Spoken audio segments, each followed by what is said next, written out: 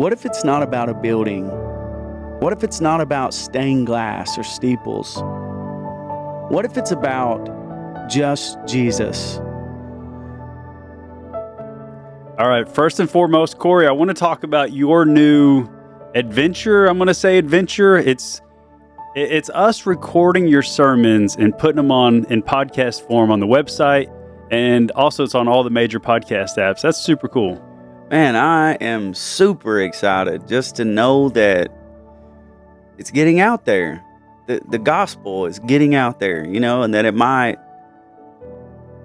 help somebody. It might help one person, I think of the song, Just a Nobody, trying to tell everybody all about somebody that saved my soul.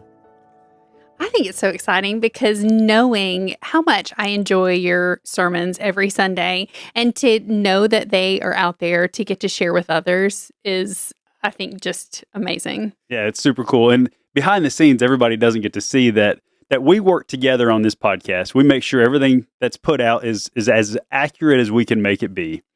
Yes. But on your sermon, man, usually if you made a mistake, and I don't think you do, it's out there one time and back. But now it's out there for the world to listen to because we're not editing that. That's raw, just coming out. Mm-hmm. And that leads me right into what we talked about last week that I want to bring up this week.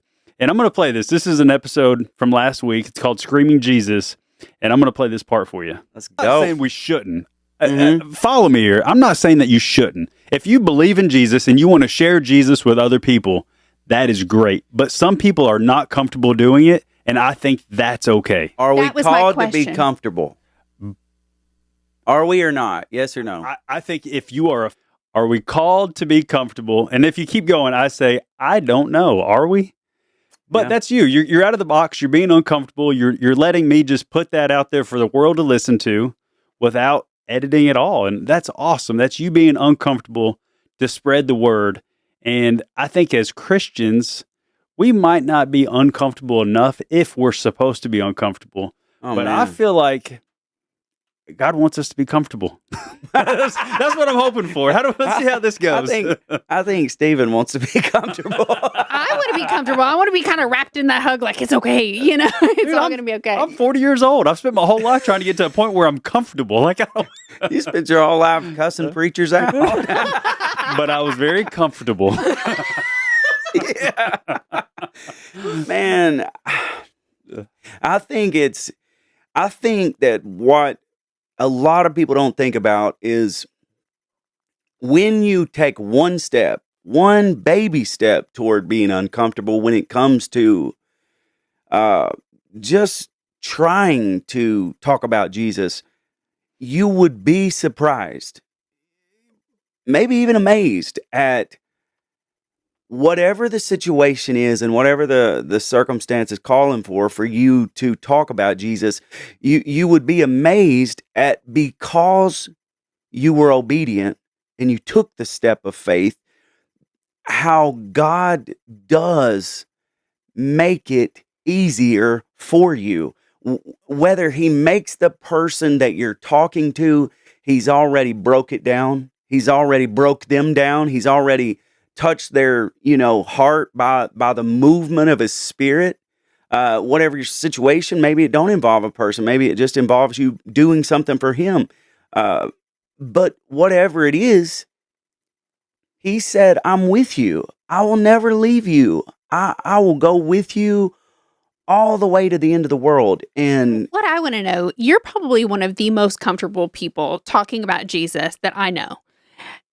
Did that change the way you prepared for this sermon this week, knowing that it was just going to be out there? Did you feel uncomfortable let's about keep it? Corey on the hot seat. I like this. Yeah. I mean, but did it really? Did it change anything for you, or did you just not do anything different and roll with it?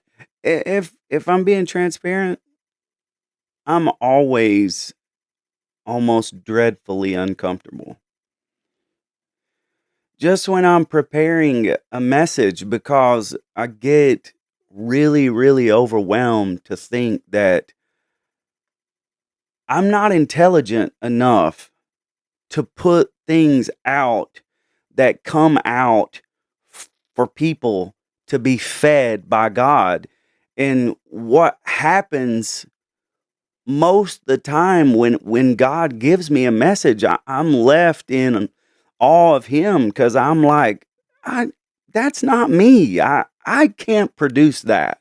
I would have never expected that. And I think we've talked about this on a previous episode that it surprises me that you do get nervous or uncomfortable because that's not the way you present yourself. When you're up there and you're in the zone and you're talking about Jesus, you never show any sign of fear. Well, but it's about us. It's about us. We've talked about this, and it's uncomfortable when I'm talking about anything but him. If I'm talking about me, Stephen, Savannah, you want to interview me about me? No, I don't like that. I get nervous. I get uncomfortable, but I get uncomfortable too talking about Jesus. I just know that I've found a place in him that I can say, you ain't doing this. God's like saying, I brought you this far. You think I'm going to turn back now? You think I'm going to change it now? You're getting to this place to where your message is going to go out for everybody to see it just the way it is. It makes me twitch a little bit, to be honest with you. But it's God, and it's what he wants, and it's what he's opened the door to with y'all's help, with y'all's amazing help. And I'm just like, God, let's ride this wave. Let's go. It's brave. Yeah. That's basically the way we are. When I say we, I'm talking about me.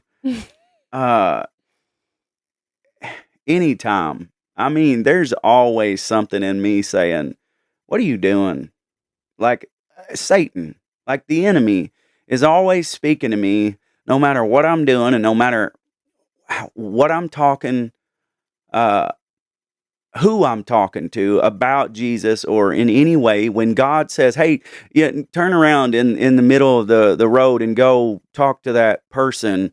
When he says, yeah, you need to talk to that lady right there in the grocery store, I'm always shut down. I'm always like, God, no, can we wait? Can we? I'm not really ready right now. I don't really feel prepared. And he's just like, man, who are you? Who's doing it? Who's supplying you? Knowledge is power. When you feel confident and knowledgeable about any subject, you can talk about it forever. Of course, there was a gentleman that came up to me after church. His name was Anthony.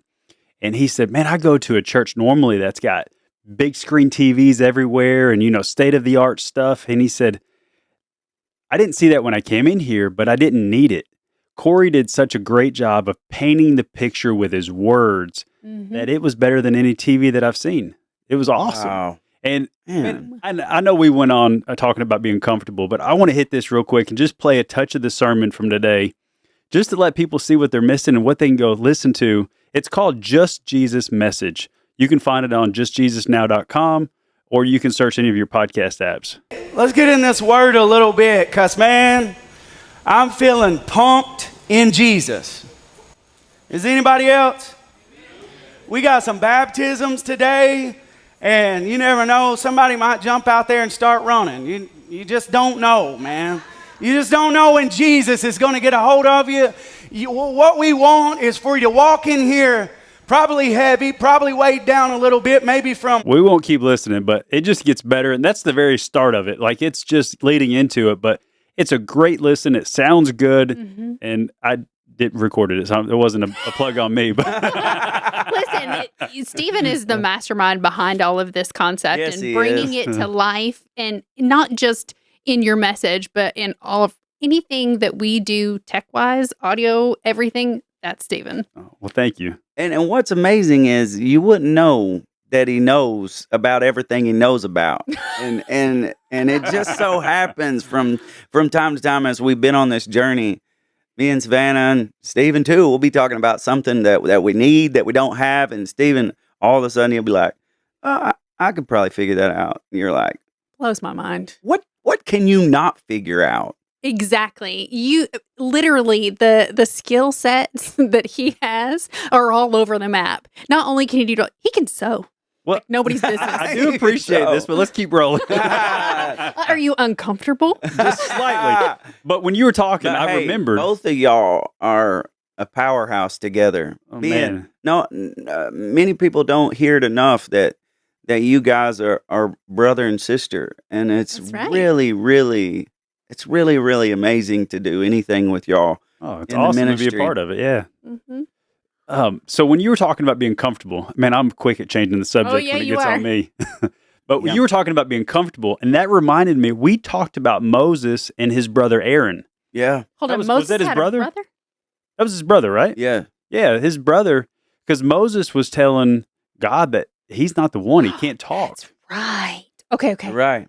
And so he said, well, basically, most every person that God has called, even in the Bible, they're not jumping up and down with their hand up saying, "Hey, it's me, I'm your guy, I need to do this." It's not like that. Like Moses was like, "No, please, I can't speak, I can't do this. Who am I? I don't even know who I would tell is sending. Like, who am I to even go to the greatest, most powerful Egypt and to release your people that's been in bondage for 400 years? I'm not your guy." Let my people go. Yeah. And so, I mean, many times, but that's also, I like that you said that, because that was basically what I was saying. You never know what God has in store, even for people that's listening, that maybe kicking the idea around of maybe stepping in deeper to the ministry, maybe doing a ministry, maybe being over a ministry, but you're afraid. Let me just encourage you that God has people that he puts with you, and that he will cross paths with you to help you do the things that you need to do. Like Stephen and Savannah, I couldn't be doing this right here without them. It takes a village. It takes a movement of people all getting a hold of the net and moving, and moving with the flow of it, and moving with the movement. And you would just be amazed if you would just stop letting fear hold you and just take the step. Take the step and let God show you how powerful he is and how many resources. I quickly think about Elijah sitting in the wilderness under a tree, depressed and overtaken with anxiety, talking to God after, keep in mind, he had just slayed 450 prophets of Baal. Who's Belle? Which is where the word Jezebel comes from. So, and she was after Elijah because he just killed all her prophets. He slayed all those prophets, and then he told God, "I'm done. She's after me. I'm the last one.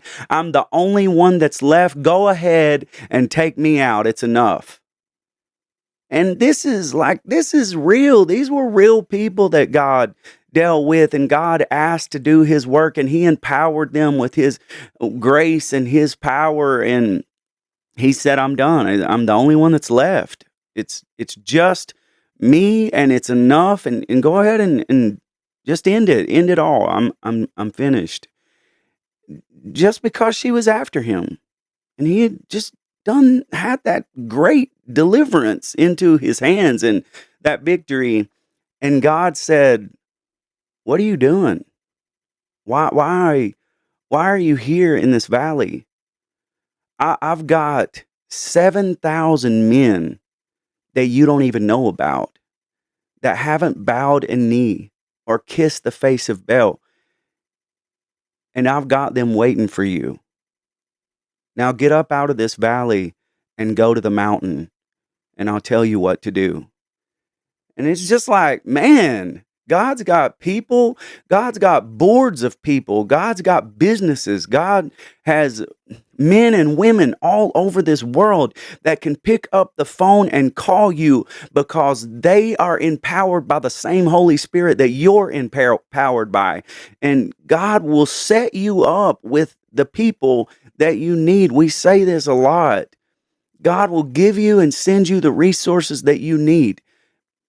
God is not a resource. He's got all of the resources you need, but He is the source. What does that look like for people like right now? Would it be starting a business or screaming Jesus or talking to someone about Jesus? Like, I mean, you know, I'm joking kind of, but I'm serious too. At the same time, what does that look like to everybody? Or could it be different for everyone? Savannah, what's that look like for you? What's something that would make you uncomfortable right now that you know you should do for Jesus? Put you right on the spot there, didn't I? It did. You know, I think the hardest thing for me is just bringing up Jesus in conversation with people that I don't know. Like if we're really close friends, then we can chit chat about that because they know that Jesus is such a big part of my life. But if I'm meeting someone for the first time, there's no way that I'm going to bring that up.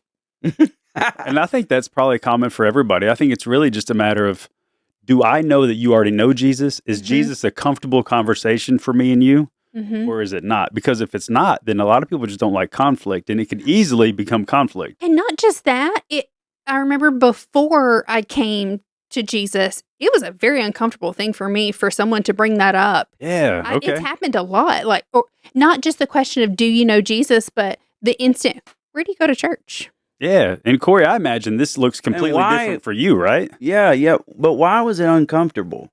That part. Because I didn't believe, but I didn't want them to know that I didn't believe. That's I mean, crazy. It'd be like not playing the stock market and not understanding the stock market and someone wanting to come talk stocks with you. Yeah. Or even football. You know, let's say you don't watch football, but everyone wants to talk about the new trade that, you know, the Dallas Cowboys just made, and you're like, man, I don't know what you're talking about. Yeah, and it's difficult for me to put into words now. Is somebody talking to me, or am I talking to somebody? You know, Yeah. Which way is it? You know, because if somebody's talking to me, I'm to a place now to where I don't really care what I don't know.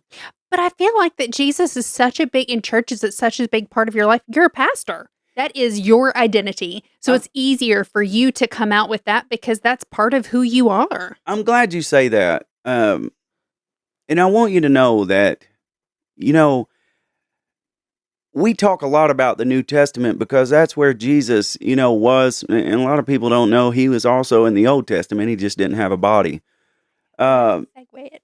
And so the thing is that the Bible, a lot of people say, well, even Stephen said, should we all be screaming Jesus? Should we all be talking about Jesus? And well, that's easy for you. Like you said, Savannah, that, you know, you're a preacher.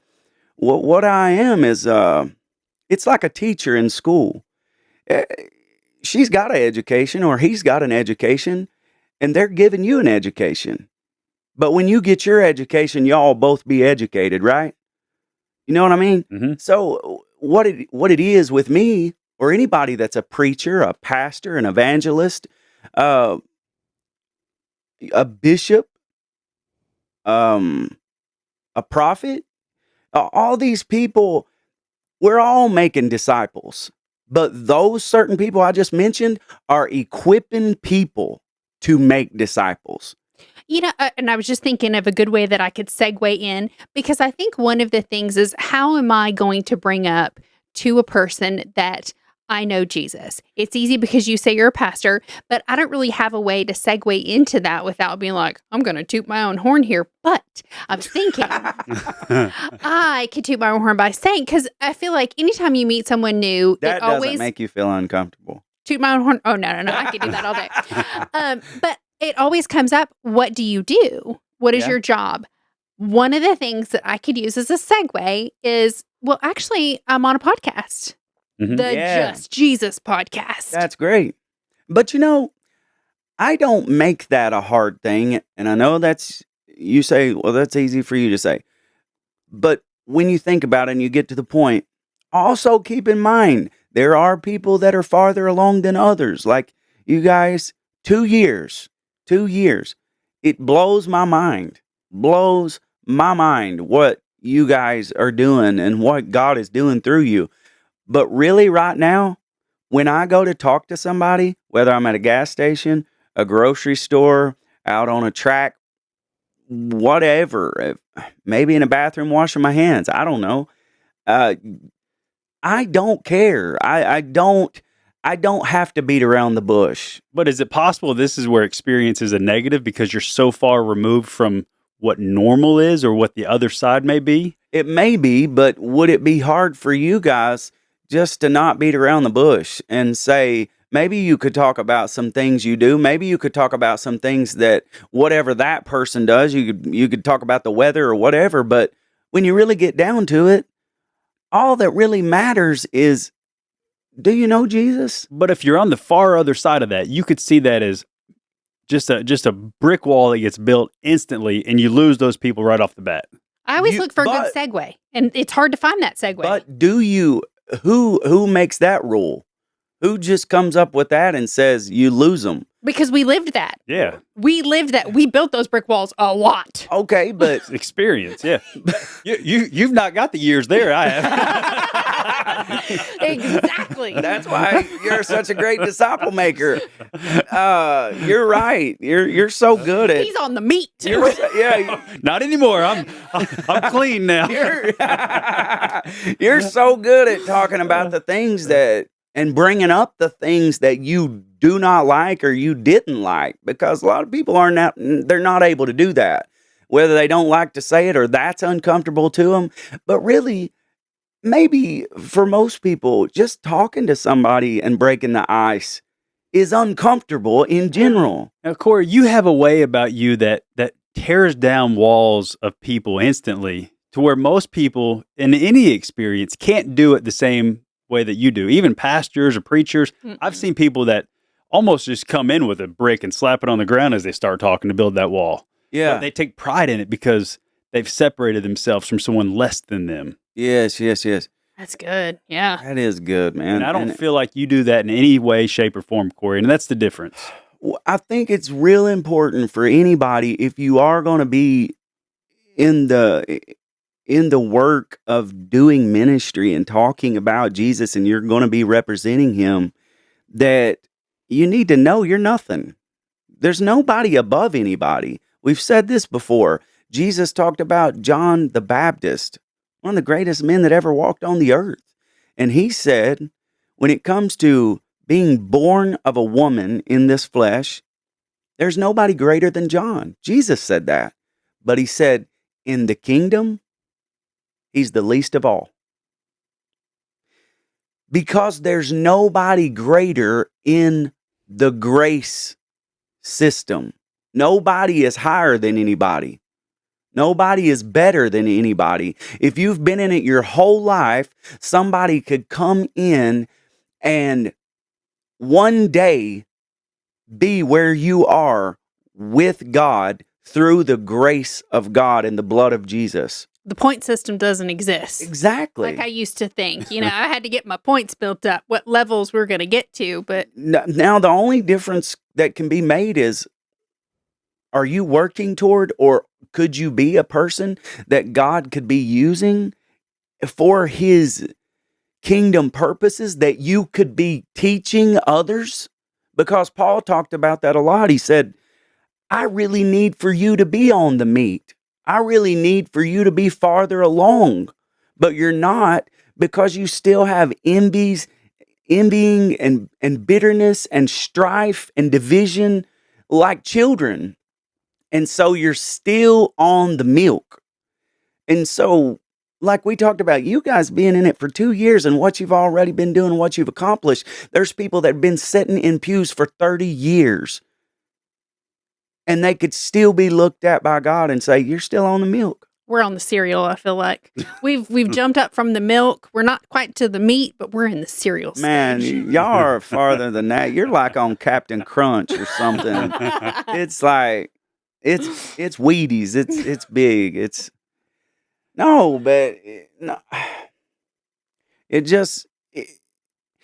when you step out, it doesn't matter what level you're at or what you know.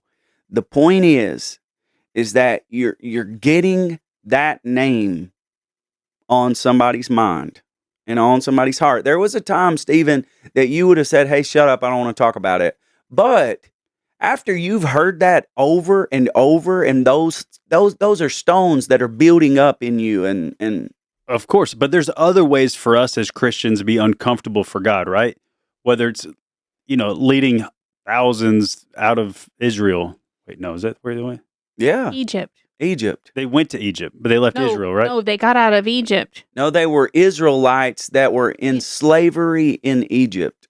Did I know something that you didn't know? Wow, That you did. never happens. That was like some geography I just lost for a minute.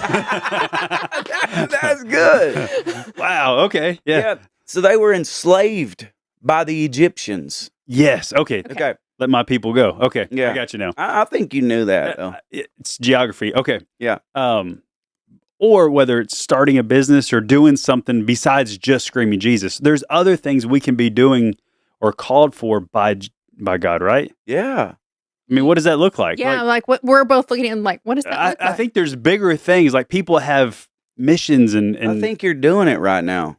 or maybe it's a podcast. Maybe it's creating a church. Maybe You're sitting in a room right now where there's been hundreds of thousands of dollars purchased of cameras, lights, monitors to carry the gospel to how many countries? To like it's over 30, I think. I thought we were past 43. Maybe it was a lot. I hadn't looked in a while. I mean, think about that. Just think about that for a second. So the whole time you could sit here, or anybody could sit here and say, "Man, that's difficult for me. I really don't like to talk to somebody about Jesus when I'm washing my hands in a bathroom, or at a gas station, or at a grocery store." But you're sitting here in a podcast room, putting it out. Embarrassing myself about Egypt and Israel. I mean, I sang a song that was about me that was supposed to be about God. who's got the whole world? Not me. Not me. So yeah, I think you could start. I think if you have financial, if you know a lot about finances, you could be a person that would just go into.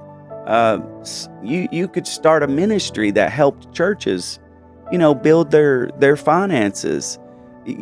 There's so many things you could do if whatever God has blessed you to do in your everyday business. If you do hair, if you work on cars, if you work on computers, if you're in the medical field, you're in the construction, whatever it is, there's a way that you can use that to help the kingdom of God grow. And you could start a ministry that literally went to the less fortunate people, or maybe just people that, don't have it all figured out. How could you help them? Like, ministry is not just only going into a church and sitting and fellowshipping and hearing a message. I mean, there's big things out there to do to pick up and help the kingdom of God advance and to gain souls. And while you're doing those things, while you're in the midst of it, breaking down those walls, teaching people and educating people and informing people, then you mention, do you know Jesus? To as many people as you possibly can. And if they say no, so what? If you lose a person and they walk away from you because you are talking about the Son of God, for the very reason you have breath in your lungs and you have the Spirit of God and the fire of God inside your soul, if somebody walks away from you forever because of that, you can't be ashamed of that. You can't be worried about that. And when they walk away, I promise you, they're going to think about that name, that person. Who is this Jesus? And guess what? You planted a seed. God will send you the resources you need. And like he told Elijah, get up out of this valley and go toward the mountain. I'll tell you what to do. Be blessed.